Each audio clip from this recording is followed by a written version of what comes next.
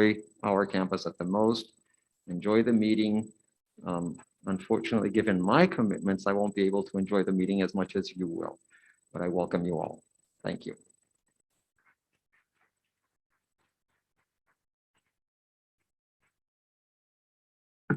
Thank you, Paulo. And now I would like to invite the head of the Physics Institute, Professor Manfredo.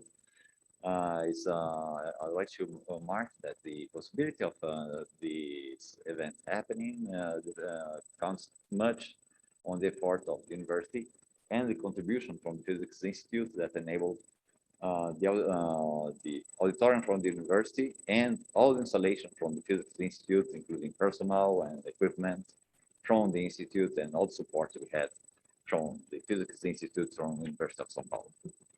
Thank you very much. Good morning, welcome you all. It's really a pleasure having you all again back to university.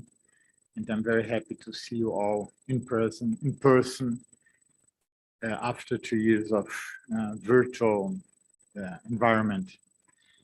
And what I like to say is, while you're at the Institute of Physics, don't forget to visit our laboratories, to talk to our professors.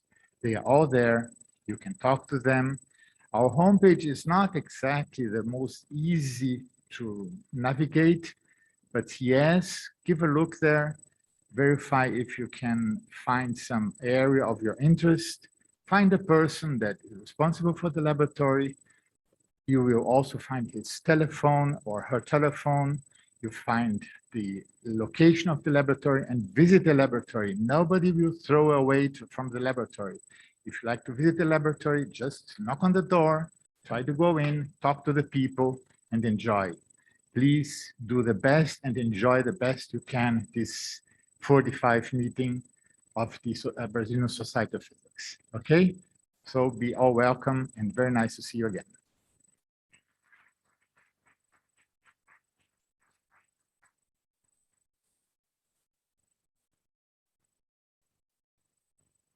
Thank you very much for all the possibility of these events to happen. And now I'd like to invite you, the head of the program committee, Professor Carolina, that will be hosting Professor Thelma Krug for the presentation.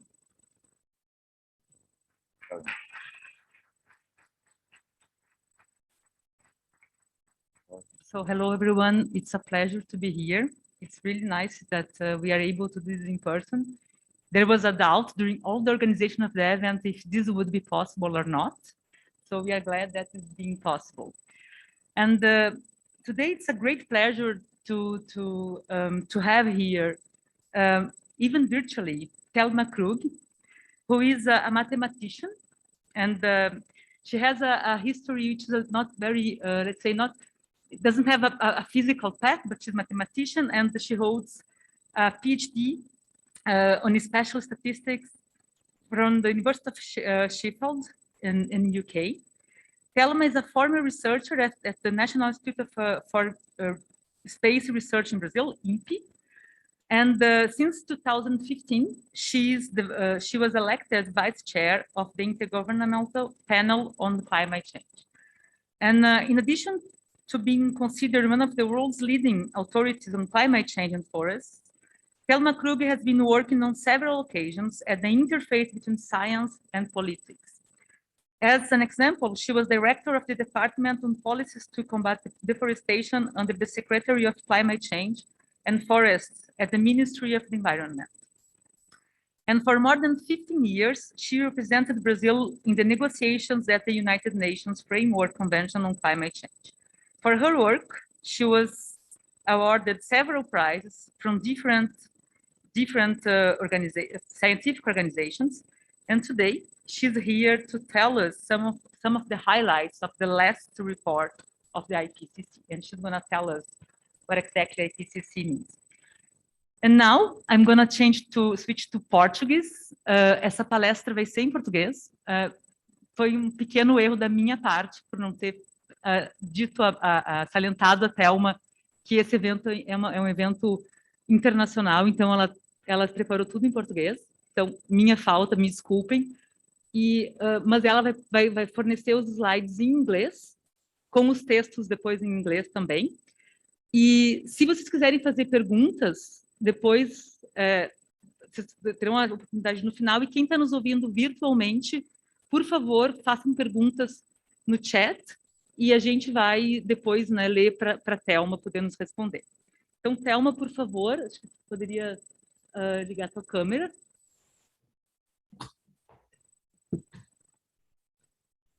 Estou aqui, Carolina. Maravilha. Está ótimo. Então, primeiramente, eu agradeço o honroso convite para proferir essa palestra de abertura, né, desse encontro de outono da Sociedade Brasileira de Física. Eu cumprimento todas as autoridades presentes, os alunos, os professores e os participantes internacionais também. First of all, as Carolina has said, I'm very sorry that I'm going to give this presentation in Portuguese, but everything is going to be available in English. So I hope that you're not going to miss everything. I think the slides are going to be clear enough that you may be able to follow. And for that, I'm going to ask also Carolina to help me with the slides. So I'm going to turn into Portuguese. And whenever I feel that it's important enough, I'm going to say something in English as well, if you allow me. So, na última segunda-feira, faz exatamente uma semana, pode deixar, Carolina, por enquanto aí. Na última segunda-feira, o relatório sobre mitigação da mudança do clima foi aprovado pelo painel intergovernamental sobre mudança do clima, o IPCC, que juntamente com os dois relatórios anteriores, um sobre a base física da mudança do clima e outro sobre impactos, adaptação e vulnerabilidade, compõem o que chamamos de relatório de avaliação deste que é o sexto ciclo do IPCC, que teve início em 2015 e que, então, se encerra este ano. Então, ainda em outubro desse ano, um relatório síntese também será aprovado pelo painel, e aí terão início as preparações para o sétimo ciclo do IPCC, que, como vocês veem, duram de 6 a 7 anos, não é? E que dão origem a toda uma nova produção científica do IPCC. I would like just to stress, the Director of Research has mentioned that he's going to become the Director of Research and Innovation. In this last report of the IPCC about mitigation of climate change, for the first time, there is one chapter that is devoted to innovation. So it has a very, very strong role to really give the impulse, let's say, to mitigation, in particular in the industrial sector. O próximo, Carolina, por favor. Então, nessa minha apresentação eu vou buscar trazer os resultados, eu não diria que são os resultados mais significativos, mas alguns resultados do IPCC, e eu queria só ressaltar, não é, qual que é o papel do IPCC mesmo. O IPCC, ele não tem um corpo científico, né? O IPCC, ele, na verdade, tem o mandato de avaliar de uma forma completa, transparente, objetiva, as informações científicas, técnicas e socioeconômicas que são relevantes ao entendimento da base científica, né, do risco da mudança do clima induzida pelo ser humano, seus potenciais impactos e as opções de mitigação e adaptação. Por exemplo, nesse último relatório de mitigação, houve uma avaliação de 14 mil publicações científicas. No do grupo 2, que avalia, então, a parte de impactos, adaptação e vulnerabilidade, houve a avaliação de 34 mil artigos científicos, né? E depois eu falo um pouquinho sobre isso também, não é? Os relatórios do IPCC, eles não são prescritivos, não podem ser prescritivos, eles têm que ser neutros, né, com relação à política, mas eles, obviamente, buscam ser relevantes, particularmente para os governos que são, né, os nossos usuários principais. Haja visto que trata-se de um painel intergovernamental sobre mudança do clima. A próxima, Carolina, aí eu vou pedir para você passar rapidamente. Você consegue entrar no próximo, Carolina? Isto, pode ir só dando enter, porque é justamente todo o processo, né? Acho que a Carolina já falou, possivelmente o IPCC é um dos exemplos mais concretos da interface entre a ciência e a política. Isto porque os 195 governos membros do painel, eles definem os termos de referência dos relatórios, de acordo com as suas prioridades de informação científica, e que, na verdade, facilitam as discussões dentro de um fórum político, que, na verdade, em particular, a Convenção Quadro das Nações Unidas sobre Mudança do Clima. Então, esses relatórios, eles começam com o escopo do que deve ser, não é? Os elementos científicos a serem cobertos dentro de um determinado tema, dentro de um determinado capítulo, que os governos definem que capítulos são esses, e aí passa por todo um processo de aprovação, né? Que eu vou falar, então, aqui. Conta com centenas de autores. Esses autores, na verdade, são selecionados a partir de nomeações pelos governos, pelo que a gente chama de ponto focal. No Brasil, o ponto focal é o Ministério das Relações Exteriores, e que conta com a participação de vários outros ministérios para compor um conjunto, vamos assim dizer, de especialistas que é, então, submetido para apreciação do conselho, vamos assim dizer, dos grupos de trabalho que o IPCC tem, né? E nessa seleção de especialistas, né, se busca assegurar um balanço geográfico, de forma que você não tenha um viés, vamos assim dizer, ocidental, vamos assim dizer, também mais do norte do que do sul. Então, esse balanço geográfico, ele busca ser assegurado, também um balanço de gênero que é mais complicado, ele varia entre os 3 grupos de trabalho do IPCC. O grupo 2, por exemplo, esse de impactos, adaptação e vulnerabilidade, ele teve quase que uma participação 50-50% entre autores homens e autores mulheres, mas isso não necessariamente se estende para os outros grupos de trabalho, né? Por exemplo, nesse do grupo 3, nós tivemos, na verdade, 29% de participação de mulheres, né? Ou seja, bem aquém daquilo que a gente gostaria de ter para ter esse equilíbrio, né? E a gente também, o IPCC busca também envolver a participação de novos cientistas, de tal forma que você renova entre novos e os mais antigos, de forma que você vai capacitando e vai trazendo o que eu gosto de chamar de um sangue novo, não é, para a produção dos relatórios do IPCC.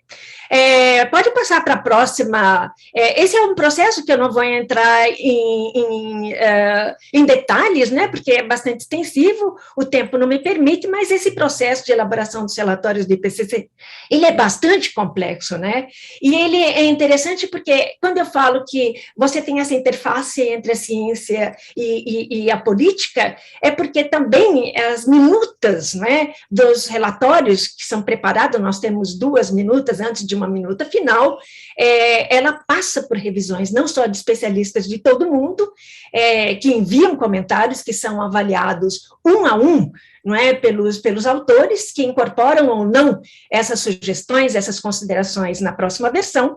Essas minutas também passam pelos governos membros e combina com uma versão, então, final e um sumário para formuladores de políticas. Esse é o mais complicado, porque, por exemplo, para esse último relatório de mitigação, ele talvez tenha sido o mais longo sumário para formuladores de políticas. Ele é uma síntese dos principais resultados, não é? Contidos em um relatório que deve ter aproximadamente 1.500, 1.600 páginas, ou até mais. E aí, esse sumário de formuladores de políticas, ele é aprovado linha por linha e tem que ser por consenso. Então, para dar uma ideia, a aprovação deste último relatório, que foi de forma híbrida, né, parte virtual, parte presencial, ele levou 2 semanas de trabalhos intensos, de segunda a segunda, e praticamente trabalhando de 9 a 12 horas, para que a gente conseguisse chegar numa versão, num sumário, que fosse, então, de consenso de todos os 195 países membros. Não existe uma interferência, não existe uma interferência dos governos no trabalho dos autores. Existe, sim, uma adequação, como você está fazendo um sumário, muitas vezes trazer um pouco do contexto que está no relatório, para que você tenha aí algo que seja um pouco mais equilibrado, principalmente quando você tem países desenvolvidos e países em desenvolvimento, com diferentes capacidades nacionais e diferentes interesses nacionais também. O próximo slide. Nesse ciclo, a gente teve um dos mais ambiciosos ciclos do IPCC. Como eu já disse, começou em 2015, com a proposta de governos. Eles definem quais seriam, então, os relatórios especiais. E por que existem os relatórios especiais? Porque eles são desenvolvidos em um tempo mais curto. As contribuições dos grupos de trabalho, não é, para o ciclo, né, no caso, o 6º ciclo, ele leva 5 anos a mais para serem elaborados, enquanto que os relatórios especiais, eles levam, em média, 2 anos e meio. E aí já trazem, não é, tratam, né, de questões que os governos julgam ser prioritárias para eles terem uma ideia da ciência mais atual sobre alguns temas, como, por exemplo, essa questão do aquecimento global de 1,5 graus Celsius, que foi, inclusive, uma solicitação, é raro isso acontecer, mas uma solicitação da Convenção Quadro das Nações Unidas para que o IPCC desenvolvesse um relatório especial que tratasse dos impactos do aquecimento global de 1,5 graus Celsius, além de também fornecer ou desenvolver trajetórias de emissões que poderiam levar até o final desse século a um limite de 1,5 graus Celsius acima dos níveis pré-industriais.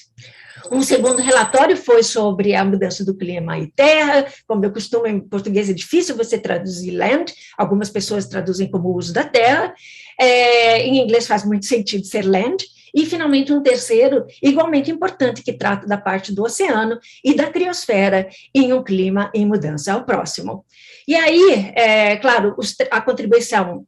A próxima, Carolina, por favor. E aí, agora, a contribuição, finalmente, dos 3 grupos de trabalho, né, a mudança física, a base física, né, da ciência física da mudança do clima, que saiu em agosto do ano passado, depois o de impactos, adaptação e vulnerabilidade, que saiu em março desse ano, e mais um, haja fôlego, para que a gente possa fazer a aprovação dos sumários, né, que todos eles trazem, que é justamente esse sobre a questão de mitigação, né.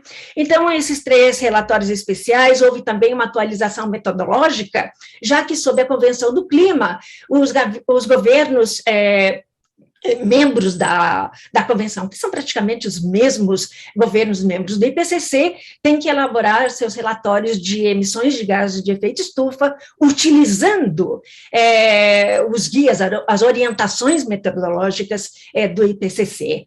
Então, houve uma atualização, porque a ciência vai evoluindo, você vai tendo fontes para as quais você já tem metodologia suficiente e, potencialmente, dados também para alimentar essas metodologias, e que permitem, então, esta atualização sistemática, eu diria, não tão frequente, mas sistemática, assim que novas tecnologias e novos aperfeiçoamentos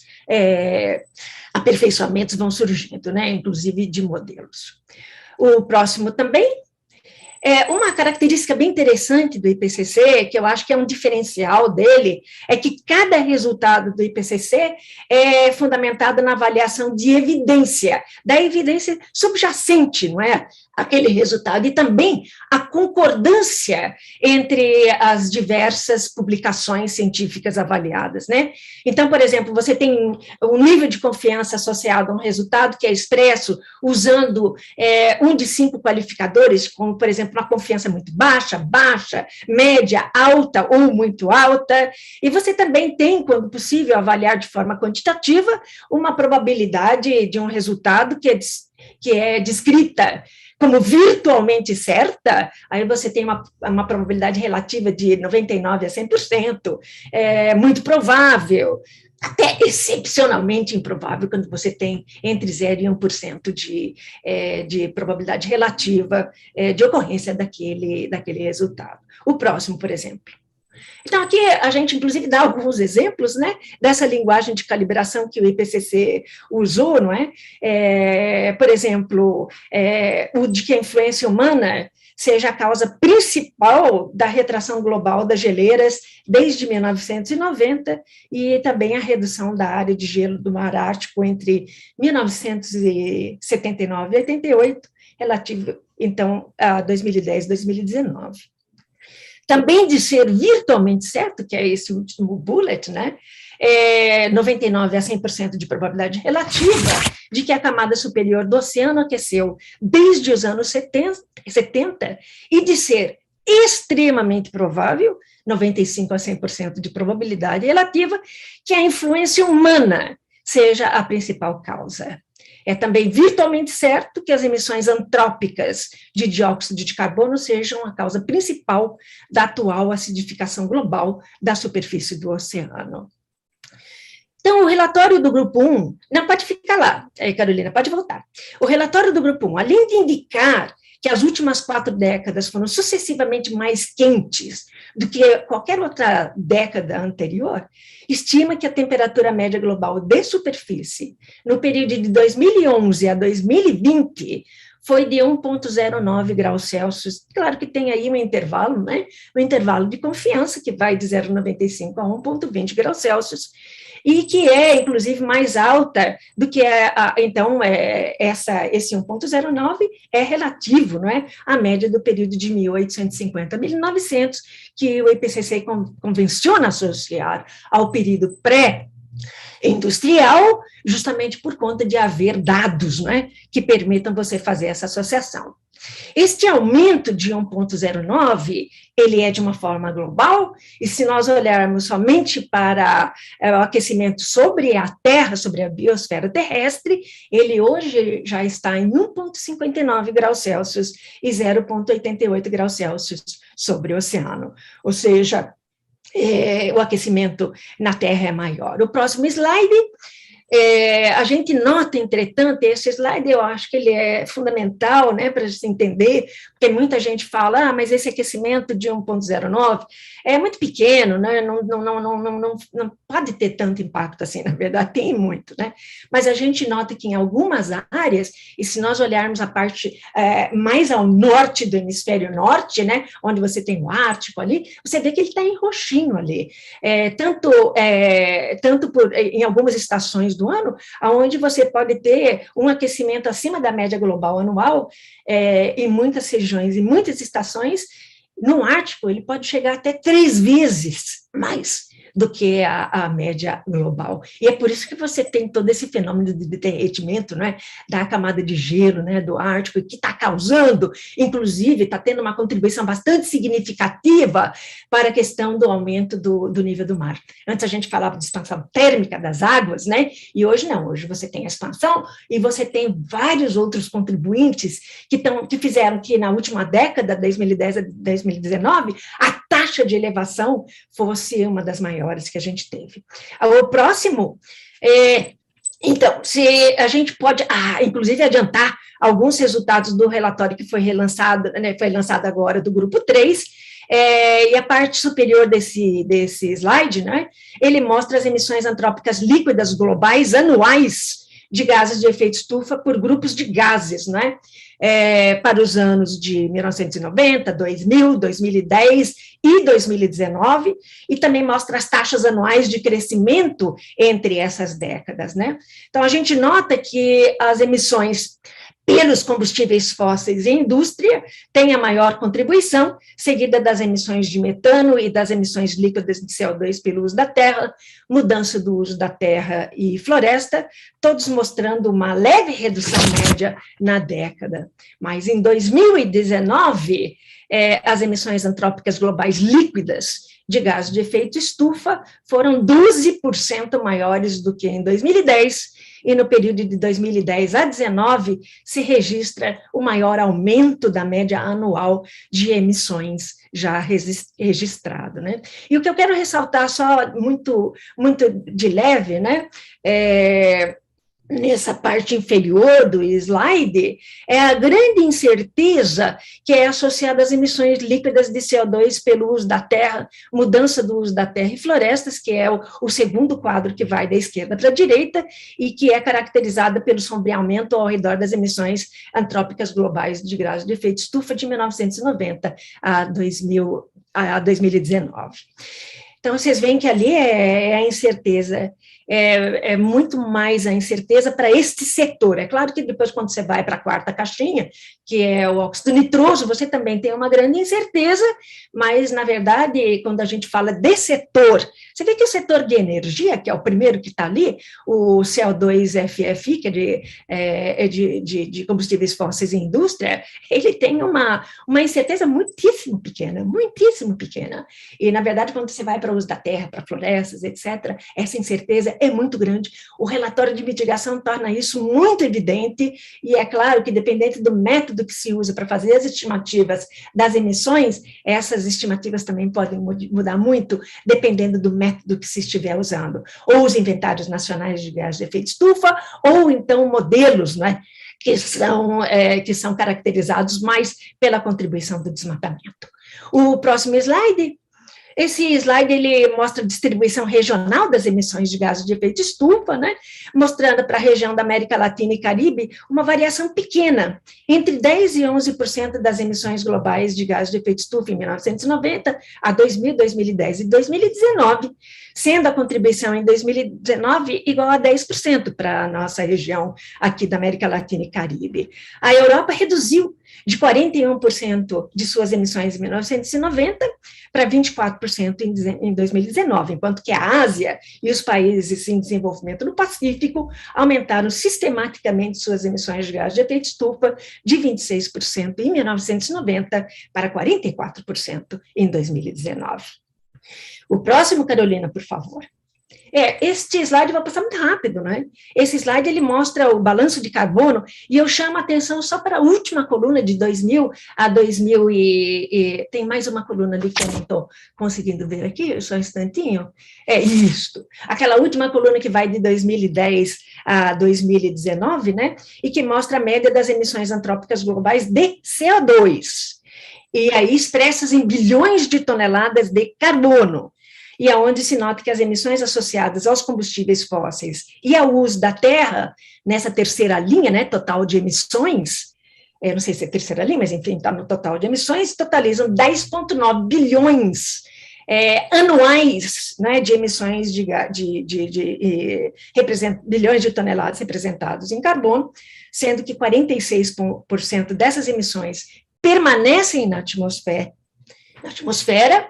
23% é sequestrada pelo oceano, isso historicamente, e 31% é removida pelos ecossistemas terrestres. A gente costuma chamar essa questão da remoção pelos ecossistemas terrestres de sumidouro terrestre, né? Então, basicamente, se a gente olhar, a gente vai ter, das emissões anuais, 56% sendo retirados, né, da atmosfera pelo oceano e também pela biosfera terrestre. Existem já estudos que desenvolvem, não é, estimativas de quanto que um aumento dessas emissões poderia impactar esses, digamos, sumidouros, né? O próximo. Bem rápido, Carolina.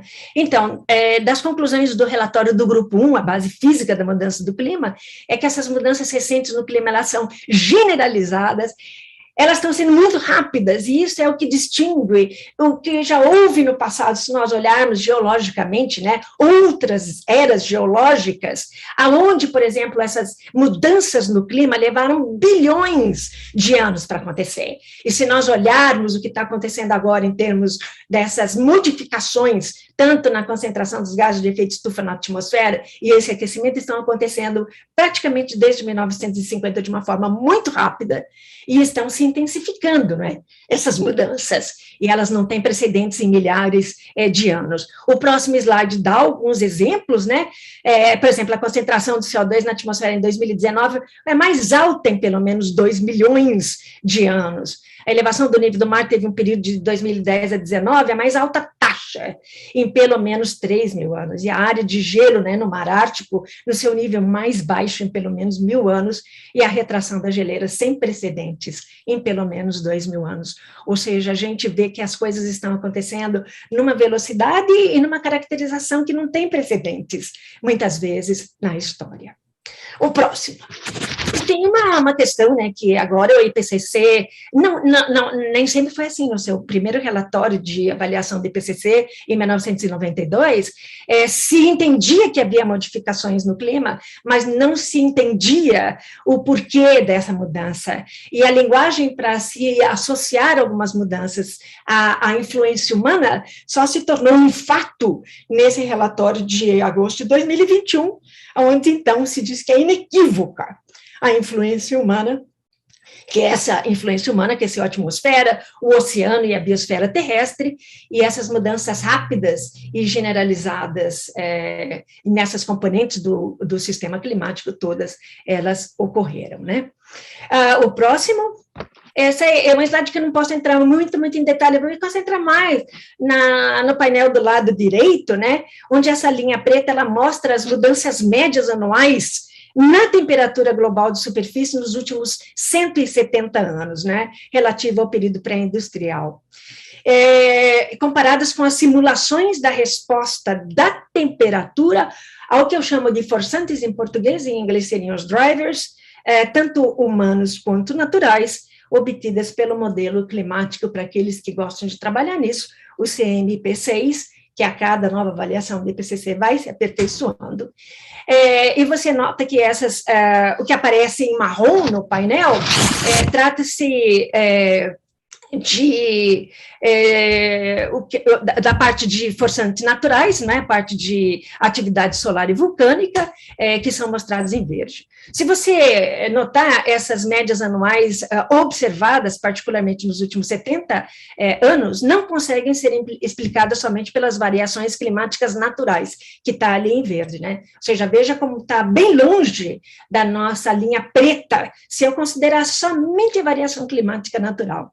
E você nota que essa em marrom, onde você está fazendo uma simulação, incluindo a variabilidade natural do clima e também as forçantes antrópicas, né, causadas pelo ser humano, você vê que você já consegue chegar muito próxima, né, a essas observações. Então, aí fica muito bem caracterizado que nos últimos anos você realmente tem uma influência humana bastante significativa e as variabilidades climáticas naturais não conseguem explicar o que está acontecendo, principalmente nos últimos 70 anos. O próximo. Bom, a gente não pode perder de vista somente a questão do Acordo de Paris, né, que inclui como parte dos seus objetivos manter esse aumento da temperatura média global bem abaixo de 2 graus acima dos níveis pré-industriais, e realizando esforços para limitar o aumento da temperatura a 1,5, também relativo aos níveis pré-industriais. E reconhece, né, o Acordo de Paris, que isso reduziria significativamente os riscos e os impactos da mudança do clima. Foi interessante que na COP26, apesar de o relatório do IPCC, como a gente vai ver,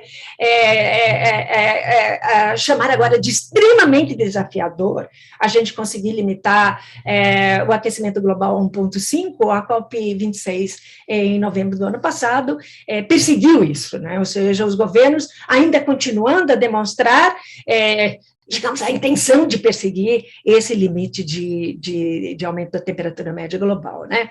Então, o IPCC, ele trabalha e avalia a resposta climática para 5 cenários ilustrativos. É claro que uma parte do que o IPCC faz é baseado em observações de diferentes fontes independentes, inclusive satélites, a partir do instante em que eles passam a estar disponíveis, né?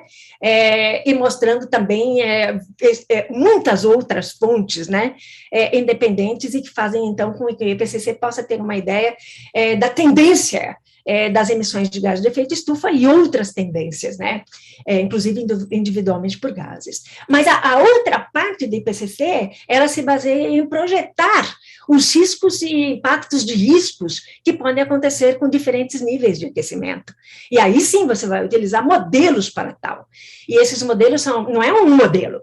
O IPCC faz um ensemble de diversos resultados de modelagem, incluindo todos eles, incluindo aqueles que têm uma performance diferente da maior parte desses modelos, de forma a não se perder nenhum tipo de informação, né? Então, o IPCC, para esse relatório do Grupo 1, ele trabalhou com 5 cenários ilustrativos, né, que cobrem um conjunto possíveis de desenvolvimentos futuros das forçantes da mudança do clima que foram encontradas na literatura. Essas emissões, elas variam entre esses cenários, dependendo das hipóteses socioeconômicas, níveis de mitigação de mudança do clima, avanços tecnológicos e assim por diante.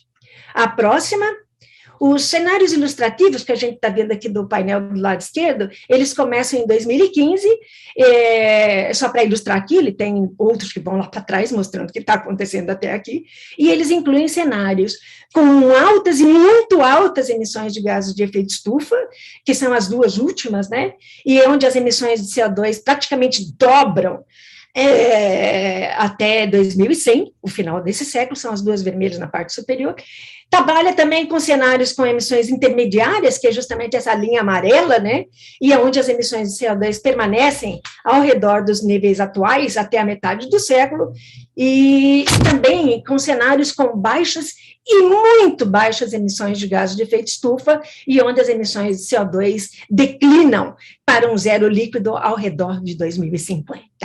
Esse painel da direita, ele mostra a contribuição para o aumento da temperatura global de superfície entre essas diferentes trajetórias de emissões. E ele está pegando, singularizando só um período, no relatório ele apresenta para todos os períodos, particularmente aqui, de 2081 a 2100, relativo ao período pré-industrial. Essas 4 barrinhas que vocês veem associadas a cada um dos cenários, né? Os 2 azulzinhos, que são baixas e muito baixas emissões, o amarelinho intermediário, e os 2 últimos altas e muito altas emissões, não é? Elas indicam a melhor estimativa para cada cenário. Por exemplo, para o cenário de mais baixas emissões, o primeiro de baixo para cima, a melhor estimativa é 1 grau Celsius até o final do século, né? E você olha também que a maior contribuição para esse aumento viria das emissões de CO2, que aparecem na segunda barrinha, e finalmente a contribuição dos gases não CO2, na terceira barrinha, e finalmente a contribuição dos aerossóis, que podem ter, inclusive, um efeito de resfriamento, que você vê muito claro, por exemplo, nas barrinhas em vermelho, não é? Onde você tem altas emissões de gases de efeito estufa. Por favor, o próximo. Então, esse slide, ele mostra as mudanças que são simuladas na temperatura média anual para um aquecimento global de 1,5, que é esse primeiro da esquerda, para 2 graus Celsius, e finalmente para 4 graus Celsius, que seria um cenário onde você teria muito altas emissões de gases de efeito estufa, né? Aquele último cenário mais em cima. E aí você, principalmente, olha aquela parte norte do hemisfério norte, que é sempre a mais comprometida, vamos assim dizer, em termos de ter esse aumento da temperatura média muito acima do que seria a média global. E a gente olha também para o Brasil, essa região centro-oeste, que eu creio poder ter tempo para falar um pouquinho no final da minha fala, seriam comprometidas ali parte da Amazônia, e principalmente a nossa região centro-oeste, onde nós temos o nosso agrobusiness. O próximo, por favor. Aqui a gente está mostrando o aumento da temperatura no Brasil para um cenário de altas emissões, que está projetado, então, estar entre 3 e 4 graus Celsius, enquanto, como eu já falei, no Ártico e na região do permafrost, que é uma das grandes indefinições do futuro clima, projeta-se um aumento de mais de 6 graus Celsius, que acarretaria em derretimento de gelo e emissões de metano. Aí, realmente, o IPCC não diz isso, mas a gente já pode definir, né, desse slide, que a situação fica extremamente complicada. O próximo. Da mesma forma, a gente projeta mudanças nos percentuais de precipitação média anual para os 3 níveis de aquecimento, notando que para o Brasil, essa região da Amazônia e Centro-Oeste também são projetados a sofrer uma redução relativa, aí é dada em percentual, redução em termos percentuais, da precipitação, tomando como base os níveis pré-industriais. O próximo. E aqui a gente mostra uma mudança também na média anual da coluna total de umidade do solo, para os mesmos 3 níveis de aquecimento, e mostrando a singularidade da região amazônica e do centro-oeste, com perdas percentuais que podem ser muito significativas relativas aos níveis pré-industriais, e é claro, isso ficando cada vez mais preocupante à medida que o aquecimento vai ficando mais alto. Eu entro agora no próximo slide, desculpem, uma dessas mensagens relevantes do relatório do Grupo 1 é de que, a menos que haja reduções imediatas, rápidas e em grande escala, e claro, elas têm que continuar sendo sustentadas, dessas emissões de gás de efeito estufa, limitar o aquecimento a 2 graus Celsius já pode também ficar impossível. O próximo slide nos faz uma pequena imersão para alguns resultados do grupo 2, né, muito rapidamente, o próximo slide, e uma das conclusões que você tem do grupo 2 é que a mudança do clima induzida pelo ser humano, ou seja, de natureza antrópica, incluindo esses eventos extremos que ficaram bem caracterizados no grupo 1, que já estão mais frequentes, já estão mais intensos, e aonde já há esta associação entre vários deles, com a interferência humana, então essa mudança ela já causou impactos adversos generalizados, perdas e danos tanto para as pessoas quanto para a natureza, que vão muito além do que seria esperado pela variabilidade natural do clima. O próximo slide é isto. Então, a gente olha alguns riscos futuros, né, da mudança do clima, inclusive uma maior exposição a ondas de calor que continuarão a aumentar com cada aquecimento adicional. O IPCC tem uma confiança muito alta com relação à questão associada aos futuros de temperatura, estresses por calor, ondas de calor, é muito maior do que a gente tem com relação às mudanças de padrões na precipitação, né? E também a questão da escassez de água, que é particularmente relevante para essas regiões. Estamos falando aqui de regiões muito próximas a nós, não é? Ou seja, a questão dos Andes, não é? E a questão do gelo, da neve que você tem. Essas regiões que são dependentes do degelo da neve e que podem experimentar uma redução de aproximadamente 20%, né, dessa disponibilidade de água, que é uma das medidas de adaptação à mudança do clima, que é a irrigação, e que pode sofrer esse impacto, né, após 2050, com um aquecimento de 2 graus Celsius. Ou, então, o risco do aumento do nível do mar para populações que vivem nessas áreas costeiras perto do mar. São apenas alguns exemplos, né, fora essa questão da segurança alimentar. O próximo. Aqui me detenho um pouquinho mais, porque o IPCC tem, desde o 3º relatório de avaliação, que ele introduz o que a gente chama das razões para preocupação, que são 5, né? Entre elas, vou me deter somente as 2 primeiras, não é? Entre elas, a questão dos sistemas únicos e ameaçados, como, por exemplo, os corais de água doce, o Ártico, as geleiras das montanhas, os hotspots de biodiversidade, né? E a segunda barrinha, do lado direito, que tem como uma razão de preocupação, não é? Os riscos de impactos, né, causados por eventos climáticos extremos, né? Na saúde humana, nos meios de subsistência, nos bens e nos ecossistemas. Essa cor lilás, ela indica riscos muito altos, não é? E a presença até de uma irreversibilidade, ou então a persistência de perigos relacionados ao clima e combinados também com a habilidade limitada de se adaptar devido à natureza do perigo, né? Ou seja, inundações ou secas, né? Ou dos impactos. Esse tom vermelho, ele indica impactos ou riscos severos e difusos. O amarelo indica que os impactos e riscos são detectáveis e atribuíveis à mudança do clima, com ou menos confiança. O branco indica que nenhum impacto é detectável ou atribuível à mudança do clima. E notem que mesmo para um aumento de temperatura global de superfície no nível atual de 1,1 graus Celsius, já há riscos severos, ou seja, já está ali no vermelhinho. Olhe, por exemplo, do lado esquerdo, que você tem ali a gradação da mudança, do aumento da temperatura, né, global de superfície, né. Então, mesmo para o que nós temos hoje, você já tem riscos severos para os sistemas únicos e ameaçados, tendo que já o relatório do grupo 2 identificado o primeiro mamífero, né, associado a uma extinção, não é, por uma inundação extrema, um tipo de rato, né, que acabou sendo exterminado por conta disso. Eu acredito que foi na Austrália. Então, você já tem um caso associado aí a essa extinção.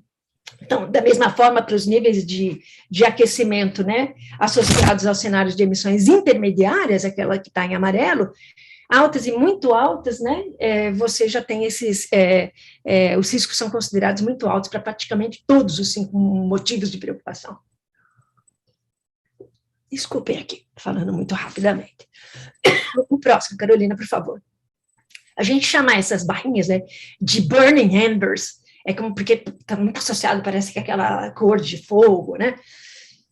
E o IPCC ele estendeu esse conceito dos burning embers para projetar os impactos e riscos para os ecossistemas terrestres e aquáticos, para os ecossistemas oceânicos e para diferentes níveis de aquecimento e diferentes graus de confiança também associado a isso. Mil desculpas. Vou tomar mais um pouquinho de água.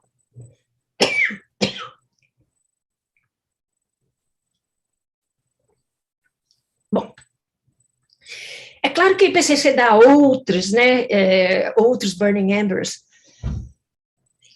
para a questão de saúde também, e que o relatório vai apresentando e vai detalhando e vai mostrando, não é, essas projeções de riscos que já são, né, altos e em muitos casos muito severos já. A próxima slide nos dá uma pequena introdução. Eu acho que você pegou, Carolina, os finais, né? Você não pegou, acho que a final, mas vamos por aqui mesmo.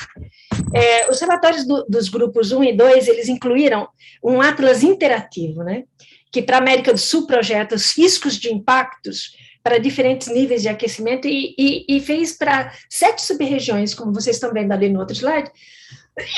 E ele trabalha não só com a parte de impactos já observados, esse é só um exemplo, né? Acho que inclusive aqui é de vulnerabilidade, mas você vê, por exemplo, as 7 regiões bastante claras, e que projeta, né? Ou seja, para cada uma dessas sub-regiões, esse atlas interativo pode projetar os riscos de impactos para diferentes níveis de aquecimento, né?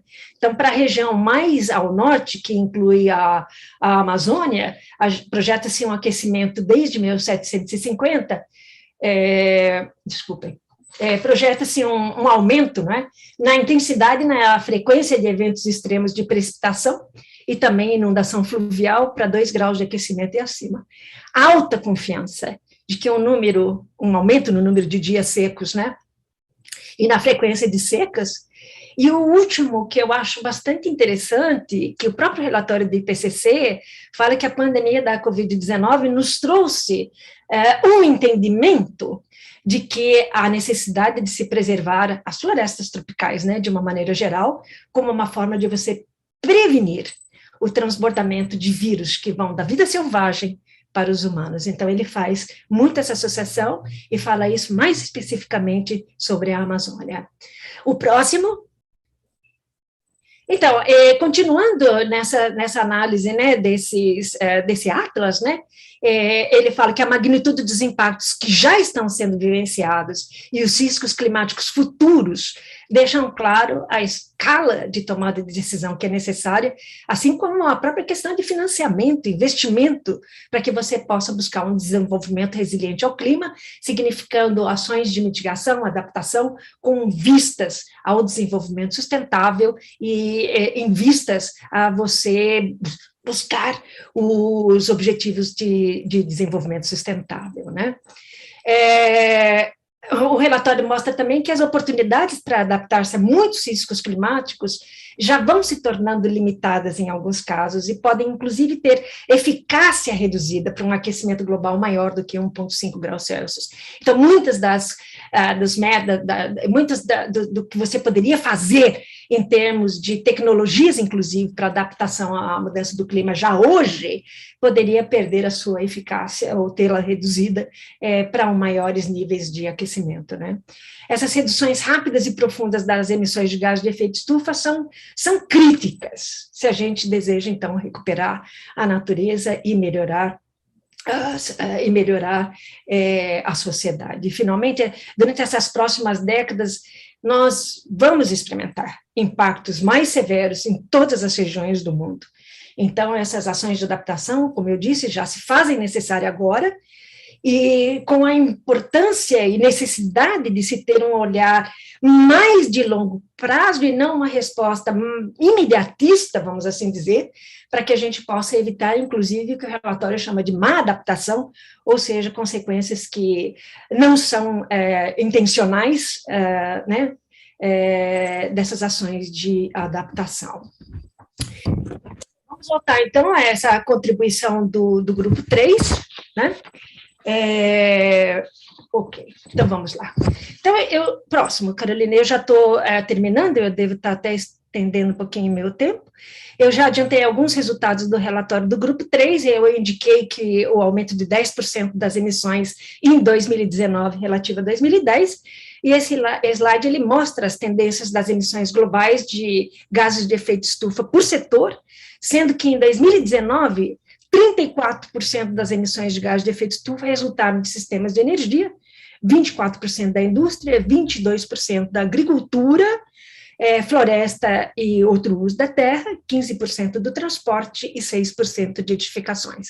Isso dá uma ideia muito clara, né, de onde os esforços de mitigação devem ser concentrados, apesar de que todos os setores devem ser contemplados.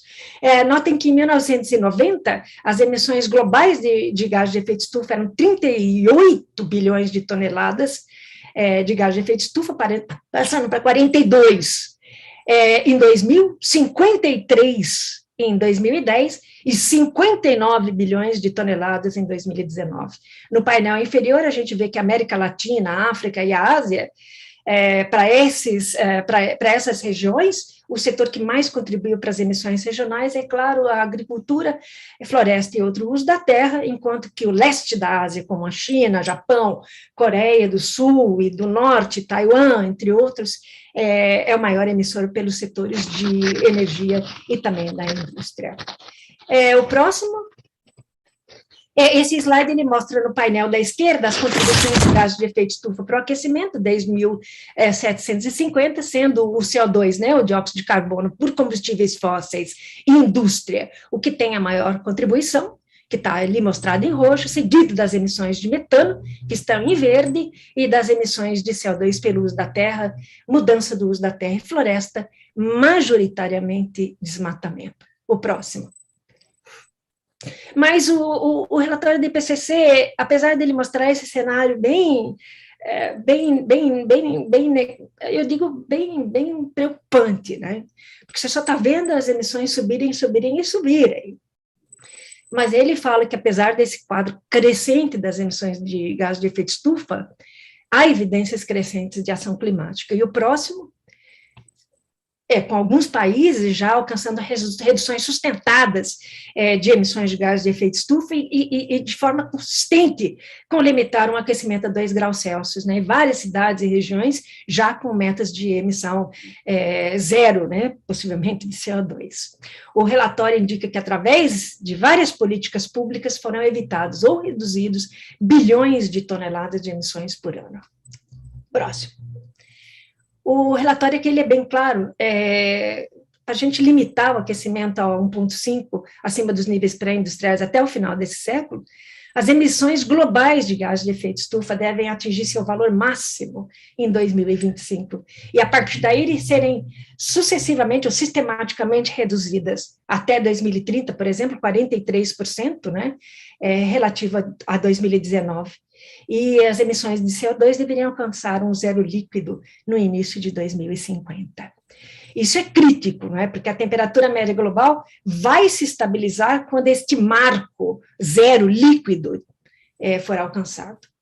E, paralelamente a essa redução substantiva de emissões de CO2, as emissões de metano devem ser reduzidas em 34% até 2030. Isso está consistente com o que alguns países assinaram na COP26, né, inclusive o Brasil, de reduzir suas emissões de metano. E, é claro, os outros gases de efeito estufa também. Já para se limitar a 2 graus, você tem pode prorrogar o tempo onde você vai precisar zerar as suas emissões de CO2 por volta de 2070, mas teria que alcançar já o máximo também em 2025. Então, com rápidos, profundos e sustentados cortes de gás de efeito estufa até 2030, a gente poderia, então, minimizar a chance de temporariamente exceder o 1,5 graus Celsius e depois ter que trazer esse aumento da temperatura média para baixo. Então, adicionalmente, todas as trajetórias de emissões para limitar o aquecimento a 1,5 abaixo de 2 graus usam abordagens de remoção de CO2 da atmosfera, que é o chamado de Carbon Dioxide Removal, ou CDR, que muitos de vocês já devem ter ouvido, que seriam, na verdade, utilizados para compensar as emissões residuais de dióxido de carbono ao redor de 2050 ou 2070, e que incluem, entre todas, reflorestamento e florestamento em larga escala, a bioenergia com ou sem a captura e armazenamento de carbono, para dar somente alguns exemplos de opções que existem debaixo do CDR, essa Carbon Capture and Storage. Não, desculpa, CDR, Carbon Dioxide Removal. O próximo slide, estamos quase acabando. O relatório ele indica que há opções disponíveis agora em cada setor e que podem reduzir pelo menos pela metade as emissões até 2030. Indica essas opções para os setores de energia, uso da terra, indústria, para a área urbana, para edificações, né, principalmente nas cidades e nos assentamentos, na parte de transporte e demanda e serviços, né.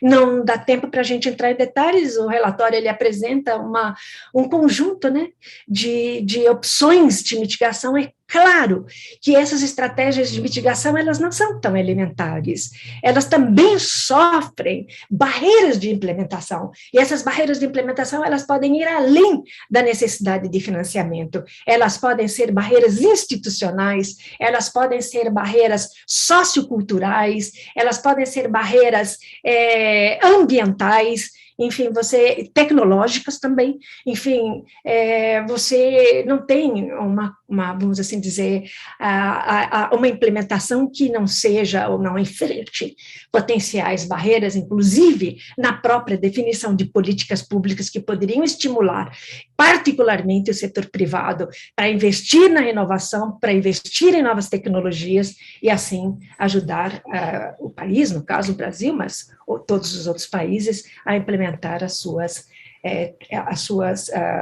opções de mitigação. O próximo, estamos já realmente agora acabando.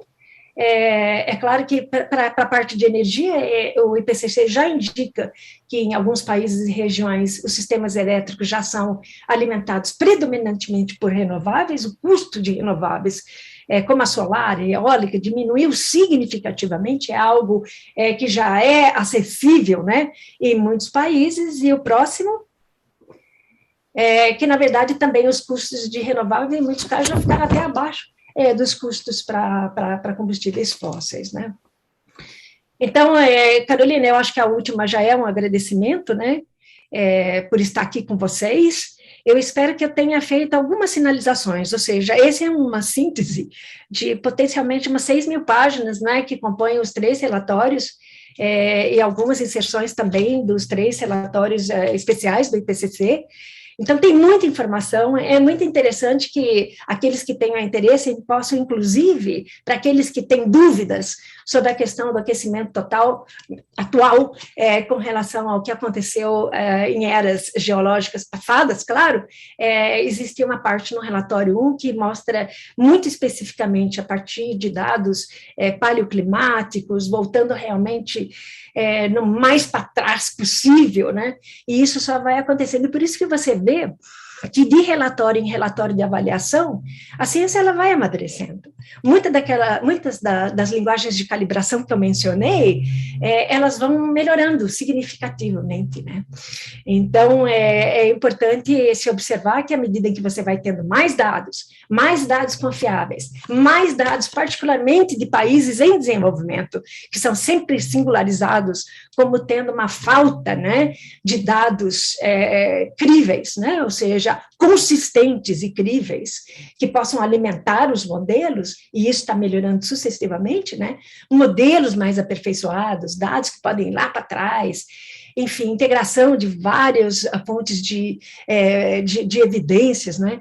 Ou seja, não se espera que a ciência seja cast in stone, né? Ou seja, você tem a ciência mais atual. No caso do IPCC, a ciência mais atual avaliada em todo o mundo, não é? E no próximo relatório, provavelmente, vocês vão ver mais novidades, e eu acredito que vocês vão ver mais novidades que eu espero que mostrem que os países estão num rumo, nós não estamos numa trajetória que nos leve a limitar o aquecimento ao 1,5. Será altamente desafiador, quiçá nem mesmo a menos do que 2 graus Celsius. Então, isso vai requerer enormes investimentos. O IPCC, é claro, no último relatório, investimentos de países desenvolvidos, ou seja, transferências, né, ou cooperação internacional de países desenvolvidos para países em desenvolvimento, investimentos dos setores privados, não é, que, na verdade, vão fazer esse investimento se estiverem com baixos riscos, né, de gestão. Então, eu espero que tenha contribuído um pouquinho, me desculpem se eu me alonguei um pouquinho mais, mas é altamente estimulador a gente ver como é que a ciência vai avançando, e estamos aqui num ambiente, né, num fórum, onde a ciência é realmente, né, o pilar dos trabalhos de vocês. Então, continuem publicando, e certamente o IPCC vai usar os resultados dos seus estudos nos seus relatórios de avaliação. Muito obrigada pela atenção.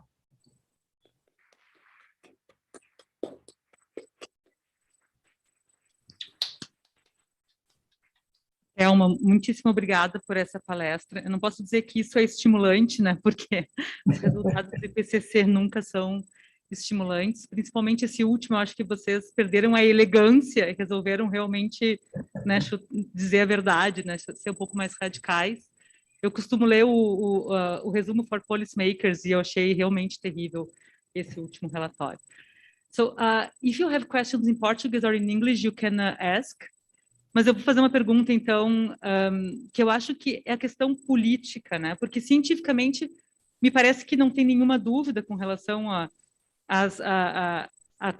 culpa antrópica, né? Assim, a razão do aumento das mudanças climáticas. Mas eu vejo uma desconexão com a questão política, né? Tem a COP, que define algumas regras, né? Tem as COPs todos os anos, tem o Acordo de Paris, que foi bastante celebrado, mas que logo depois vários países foram saindo, né? Minha pergunta é, existe alguma esperança de que, em algum momento, essas questões políticas se conectem com as questões científicas, no sentido de dizer, os países vão realmente se comprometer e vão ser obrigados a cumprir as regras, né, que eles estão... Porque, por enquanto, é só eles se propõem, né, e não tem nenhuma sanção com relação a isso. Há esperança de que isso aconteça? Há um desejo? Como é que a gente pode ter esperanças com relação a isso? Carolina, obrigada pela pergunta, e é claro que eu só posso responder dentro daquilo, como eu estou como vice-presidente do IPCC, eu só posso responder dentro daquilo que o próprio relatório já aponta, né? Então, por exemplo, acho que um exemplo típico é a gente falar das contribuições nacionalmente determinadas dos países que foram colocadas em 2015, né? Ao Acordo de Paris, e que, na verdade, vêm sendo atualizadas, né? Houve uma primeira atualização em 2020, onde, de fato, você vê um incremento, vamos assim dizer, nas ambições, que poderiam nos levar a uma trajetória de 1,5, um pouquinho mais, ou a trajetória de 2 graus Celsius, um pouquinho mais. Altamente insuficientes para a realidade que a gente tem hoje, né? Isso não considera ainda, vamos dizer, os compromissos que foram colocados, né, na COP26, até porque existe uma data de corte da literatura que é acessada pelo IPCC, no caso foi, para o último relatório, foi outubro de 2021, então, na verdade, não entrou com esses compromissos, né. Mas, independentemente disso, a gente tem que ver que essas NDCs, essas contribuições nacionalmente determinadas, elas têm uma parte que é condicionada e uma parte não condicionada. Então, essa parte condicionada, normalmente, ela está associada à questão de financiamento, à capacitação e à transferência de tecnologia. Então, se você e o IPCC separa, né, um pouco, o que seria, que trajetória que nós estaríamos de emissões se nós considerarmos somente as contribuições não condicionadas e as emissões condicionadas. Independente disso, nós não estamos realmente no caminho certo. De qualquer forma, você vê que os países estão respondendo. Eu agora vou usar uma linguagem minha, em doses homeopáticas, né? Isso não está no IPCC, em doses homeopáticas, mas eu gosto de falar assim. São doses homeopáticas, ou seja, eles não estão respondendo à rapidez, à profundidade que os relatórios do IPCC estão apontando desde 2018, com o relatório especial de aquecimento global de 1,5 graus Celsius. Ou seja, no fundo, Carolina, o que vai acontecer é que esse retardamento, né, esse atraso na implementação de políticas de mitigação e adaptação, eles vão continuar levando a um aquecimento maior. E esse aquecimento maior vai trazendo mais frequentes e mais intensos eventos extremos, muitos dos quais têm a digital humana. O IPCC vem lutando para encontrar justamente a evidência da atribuição de alguns eventos extremos a essa digital humana e vem conseguindo fazer isso aos poucos, mas já avançou muito, como eu falei, para a temperatura não tem dúvida praticamente. Essas ondas de calor. Então, você vai ver que a humanidade como um todo, e particularizando em algumas regiões, vão ser mais críticas do que outras, porque, como eu falei, o aquecimento ele não se distribui de uma maneira uniforme, algumas regiões vão sofrer mais, particularmente aquelas que são mais vulneráveis, que têm a menor capacidade de adaptação, e isso potencialmente poderia levar ao entendimento da necessidade de opções de implementações de mitigação muito mais profundas do que as que a gente está vendo hoje. Está indo em doses homeopáticas. Eu não vou dizer que não está havendo assimilação da ciência, mas não está havendo assimilação da velocidade com que essas ações têm que ser feitas. Exatamente. Muito bem. Tem uma pergunta lá, por favor. Tem uma pergunta aqui também? Desculpa, tem uma pergunta aqui primeiro. Alô? Thelma? Oi! Tá me escutando? Sim, sim. Bem, primeiro, obrigado pela fantástica palestra e pelo seu esforço de participar do IPCC, que realmente acho que é uma contribuição hercúlea, né? É um trabalho, pelo que você falou, absurdo, mas é assim que é, né? O que eu temo, eu quero discutir um outro assunto um pouquinho, que enquanto a gente está olhando para cima e se assustando com os efeitos, eu temo um pouco que o problema principal vem vindo por baixo, que é a disponibilidade de água potável. Uhum. E há dois efeitos que eu tenho visto recentemente. O primeiro é realmente a disponibilidade de água líquida e mudança de povos e ausência de água, problemas complicadíssimos de estratégia de água.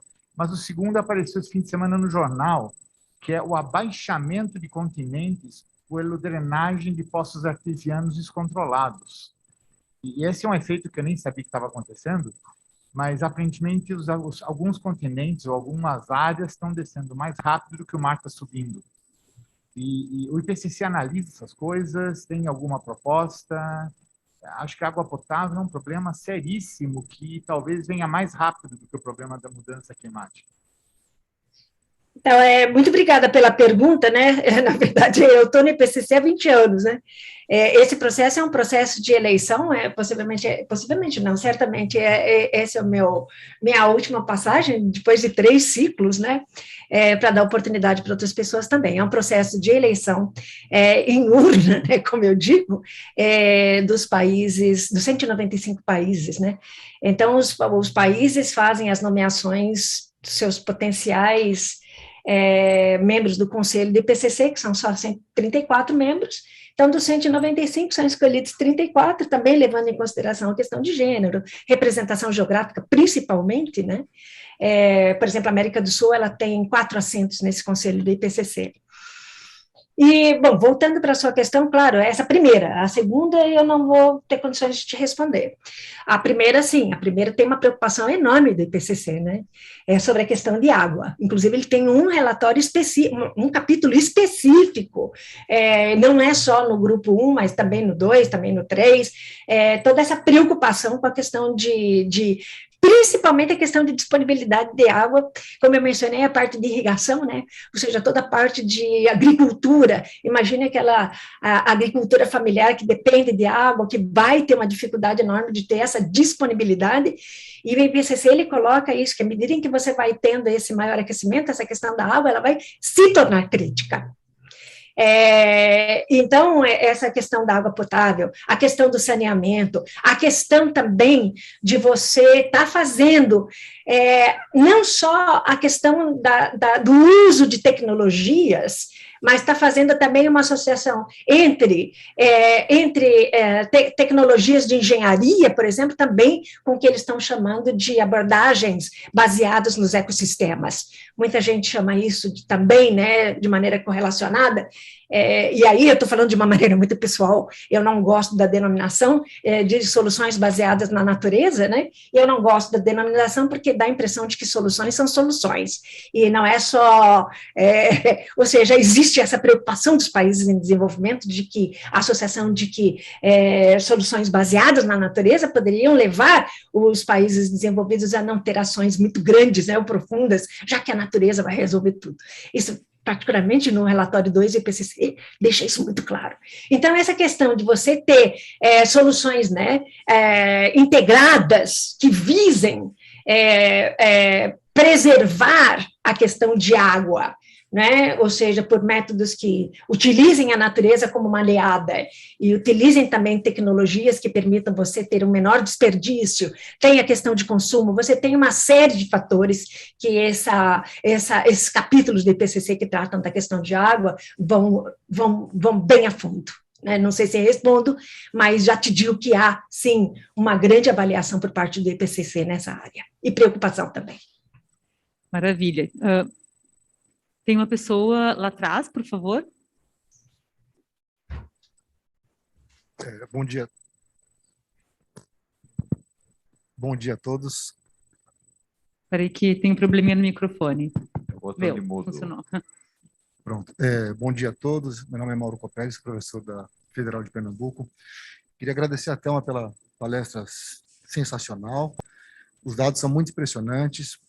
E a minha pergunta é um pouco, talvez, perpendicular ou além um pouco da missão do IPCC, mas que eu gostaria de perguntar mesmo assim, que é a questão da mudança cultural nossa, da humanidade, digamos assim, e a questão de comunicação. Sim. Nós estamos vivendo uma época particularmente complicada, talvez no mundo, no Brasil em particular, essa história da pós-verdade, eu fico pasmo de ver uma coisa tão impressionante como o IPCC, com milhares de publicações, isso ser derrubado por um argumento no WhatsApp por uma pessoa qualquer, assim, o tiozão do WhatsApp, né? Isso é notável, é muito preocupante, e eu queria saber se alguém no IPCC está pensando nisso. Claro, não é a missão do IPCC, claro, é a missão de todos nós, essa questão da informação, da mudança cultural, de como é que nós vamos fazer essa informação chegar nas pessoas. Eu vejo esses relatórios lindos que vocês estão produzindo, e eu estou pensando nos meus filhos adolescentes. Eu tenho uma filha de 16 e um filho de 13, que vem TikTok, certo? No celular, assim. E o IPCC está no TikTok. Eu não tô, certo? Eu não tenho TikTok no meu celular. Mas, assim, essa questão é claro que não é missão só do IPCC, de todos nós, mas eu queria saber a sua visão sobre isso. Como é que a gente faz para superar esse gap aí informacional, cultural, que é imenso, né?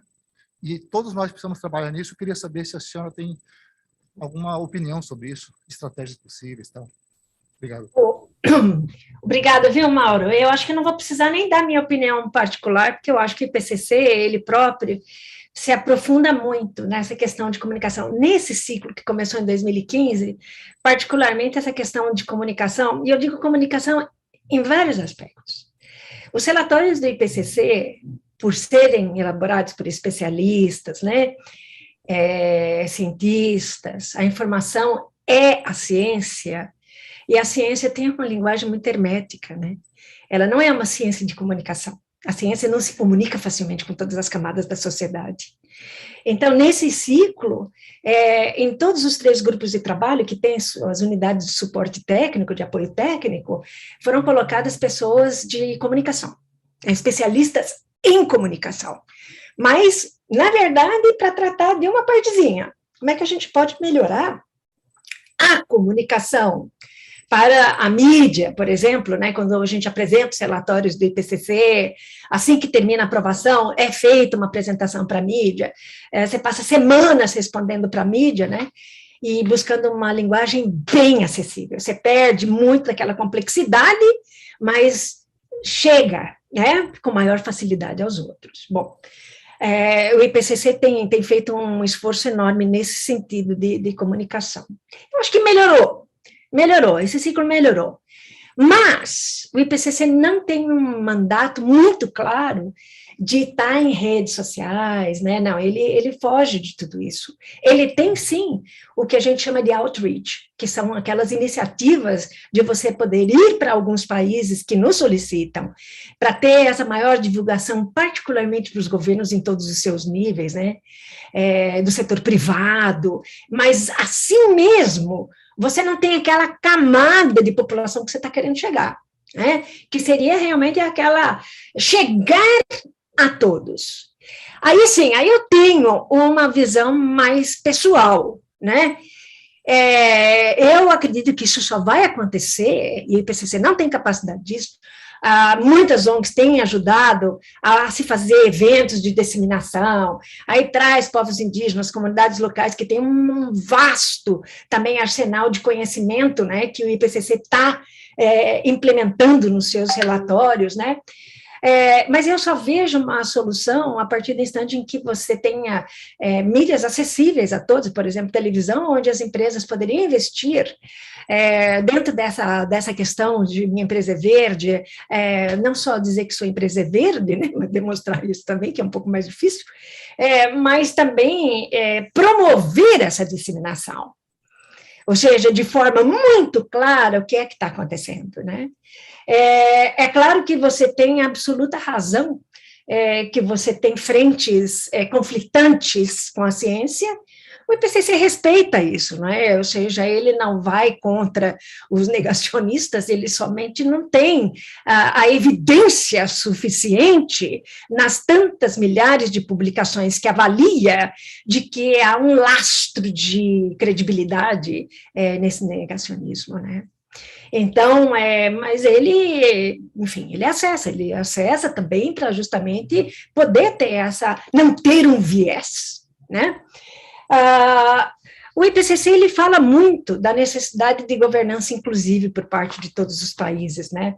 E isso falta muito, né? Ou seja, não é só no Brasil, eu acho que falta muito nos países de uma maneira geral, e que seria altamente facilitado se você envolvesse o setor privado na definição das políticas públicas que são necessárias para estimular essa rapidez e profundidade de redução de emissões ou adaptação, a sociedade civil de uma maneira generalizada, a questão das academias, nós podemos ficar sem elas, né? Ou seja, a academia, a questão dos institutos de pesquisa, por que esses são fundamentais? Porque justamente eles podem trazer cenários futuros, não responder aquilo que se vê hoje, mas é o que pode acontecer.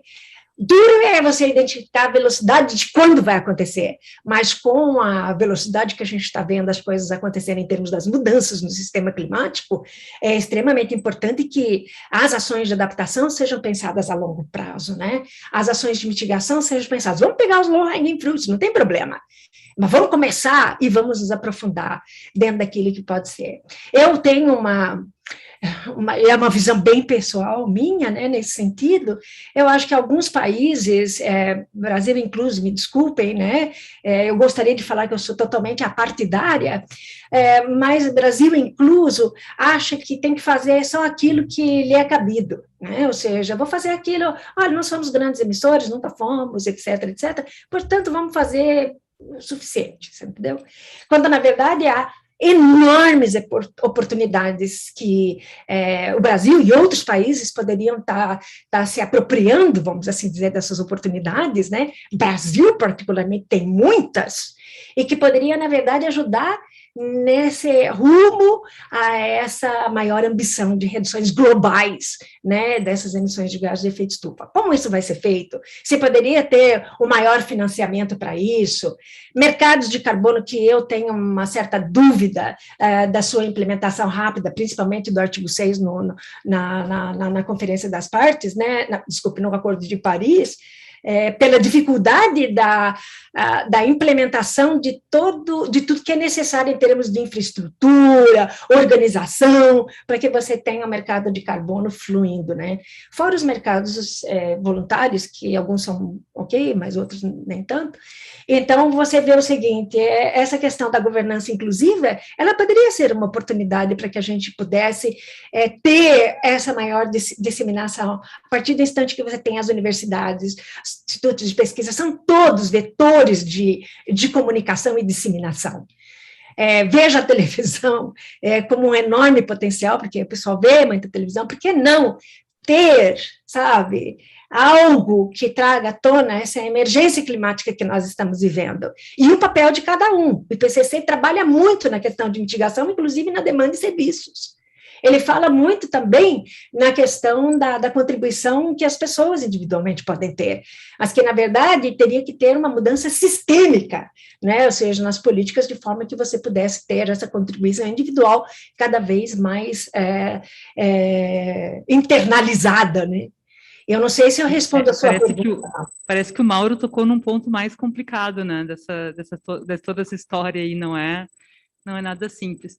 Thelma, eu queria fechar essa sessão, que a gente já temos que ir lá para o IFE, USP, chamando os nossos internauta. A gente também está aqui que nem a CPI da Covid, né? A gente chamava os internautas, mas aqui nós somos ainda mais tecnológicos, e a gente vai colocar o internauta na tela, é o Roberto Andrade. Então, Roberto, a palavra está contigo para a tua última pergunta. Pois não. Tecnológica, está ali ele. Obrigado, Carolina. Eu estou falando aqui de Salvador, tá certo? Parabéns, Thelma, pela sua apresentação, tá? Eu gostaria de fazer o seguinte ponto, tá certo? Esse intervalo de tempo que normalmente é analisado pelo IPCC, do certo início da era industrial, também é marcada por um forte aumento da população no globo, tá certo? Então, eu gostaria de saber, tá certo, se nessas projeções que são feitas para até o ano 2100, se é feita e como é feita a questão demográfica, como é projetada essa questão demográfica nesses modelos, tá certo? É uma questão que eu gostaria de saber, se você pudesse esclarecer. Claro que sim, Roberto, agradeço a sua pergunta, né? Quando eu falei que o IPCC, quando ele projeta como é que os futuros climas podem evoluir, né? Ou seja, existem diferentes trajetórias de como é que o futuro vai acontecer, e justamente esse futuro, e o que pode acontecer em termos de aquecimento, de emissões, ele está muito relacionado a esses cenários que o IPCC constrói. Quando você está falando de cenários, muito provavelmente nenhum desses cenários será o cenário que você vai verificar na prática, mas ele pelo menos nos leva ao entendimento das implicações de diferentes hipóteses que alimentam, né, os modelos do IPCC. É claro que essa questão da população, do aumento da população, inclusive, fazendo essa diferenciação regional, ela entra certamente dentro dos cenários do IPCC, assim como entram essa questão da própria questão da mitigação e como é que ela poderá ser maior ou menor dependendo da evolução tecnológica, da questão da inovação, da questão de financiamento, enfim, ela entra com diversos cenários. Eu apresentei só 5, né, cenários, mas existe, assim, uma quantidade bastante grande de cenários ilustrativos de futuro, né. O que se vê é que uma vez eu estava dando uma aula e um aluno falou, olha, eu venho acompanhando a IPCC já há muito tempo, e se é uma coisa que eu não tenho dúvidas, apesar das incertezas que o IPCC aponta, é justamente da caracterização dessas mudanças no sistema climático e das implicações no aumento de temperatura. Ele diz, eu não ouso questionar essas coisas no IPCC. Mas é claro que, como eu te falei, muitas coisas não vão acontecer do jeito que está sendo projetado. A questão do aumento da população, claro, ela tem uma implicação enorme no clima futuro, porque ela demanda mais energia, aí depende. Se você tiver as tecnologias, como eu mostrei, algumas das quais, por exemplo, na parte do setor de eletricidade, né, que você poderá potencialmente ter 100% da eletricidade vindo de fontes alternativas, né, renováveis, não alternativas, renováveis. Então, é claro, a questão de agricultura, e aí o IPCC tem várias, vamos assim dizer, opções de como uma agricultura poderia ser melhorada em termos de ter menores emissões. Então, todos esses fatores, eles entram, e posso te falar que a questão do aumento da população é, sim, um fator bastante expressivo na questão de quanto o clima futuro poderá se desenvolver, aliado à evolução tecnológica, aliado à questão de financiamento, investimentos e etc., por parte das empresas e por parte dos governos em todos os seus níveis. Não sei se respondo, Roberto. Ok, muito obrigado, Thelma. É esse tipo de informação que eu gostaria de ter. Obrigado. Muito obrigada, Roberto.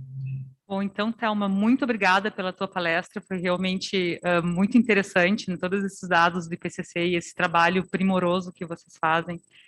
Muito obrigada mesmo por essa excelente palestra.